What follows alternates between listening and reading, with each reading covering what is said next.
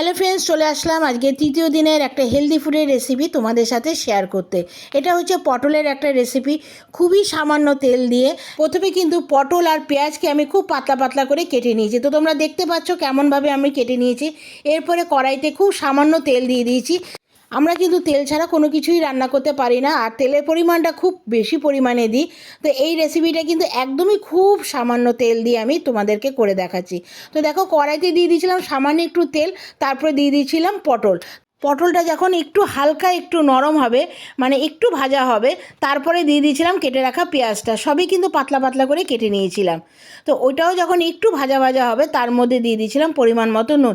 খুবই সামান্য উপকরণ দিয়ে আমি রেসিপিটা করেছি, অবশ্যই সম্পূর্ণ ভিডিওটা তোমরা দেখো।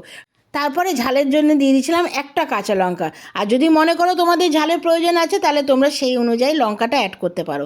এবার একটা বাটিতে দুটো ডিম নিয়ে তার মধ্যে একটু গোলমরিচের গুঁড়ো দিয়ে ভালো মতন ফেটিয়ে নিয়েছি। খুব তাড়াতাড়ি হয়ে যায়, কিন্তু খেতে কিন্তু বেশ ভালোই লাগে।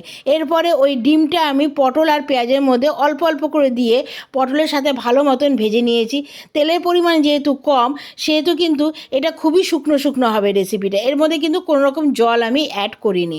এবার ডিম, পটল আর পেঁয়াজটাকে একটু ভালো মতন ভেজে নেব একটু সময় ধরে। গ্যাসের আঁচটা কিন্তু এই অবস্থায় কমিয়ে দিও। গ্যাসের আঁচটা কমিয়ে দিয়ে কিন্তু রেসিপিটা সম্পূর্ণ তৈরি করে নিও। দেখো, ভাজা ভাজা হয়ে গেছে। এটা কিন্তু রুটি, পরোটা সব কিছুর সাথেই খেতে পারো। তো এই হেলদি ফুড রেসিপিটা তোমাদের কেমন লাগলো অবশ্যই আমাকে কমেন্টস করে জানাবে। আর ভালো লাগলে কিন্তু একটা লাইক, কমেন্টস আর এটা আপনজনদের সাথে শেয়ার করে দিও। আর তোমরা রেসিপিটা কোথা থেকে দেখছো, ফেসবুক থেকে, তাহলে ফলো দিয়ে আমার পাশে থেকো। আর যদি ইউটিউব থেকে দেখে থাকো, তাহলে কিন্তু আমার চ্যানেলটা সাবস্ক্রাইব করে দিয়ে বেল বাটনটা টিপে দিও, যাতে যখনই কোনো রেসিপি আমি শেয়ার করো তার নোটিফিকেশান সবার আগে তোমাদের কাছে পৌঁছে যায়। নামানোর আগে দিয়ে দিয়েছিলাম খানিকটা গোলমরিচের গুঁড়ো। আমার রেসিপি কিন্তু কমপ্লিট। আবার আসবো একটা হেলদি ফুড নিয়ে। এখনো যেন টাটা।